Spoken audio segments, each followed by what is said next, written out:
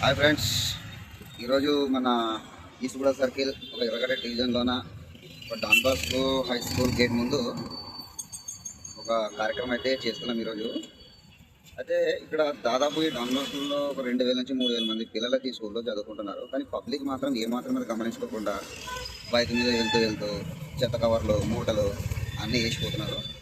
So అట్లా కాకుండా ఈ విధంగా ముగ్గులు వేసి నీట్గా చేసి చెత్త పడకుండా ఉండాలని, చెత్త ఆటోలోనే చెత్త వేయాలని అందరు కూడా ఒక చిన్న అవగాహన కలుగుతుందన్న ఉద్దేశంతో ఈ వీడియో పెడుతున్నాం.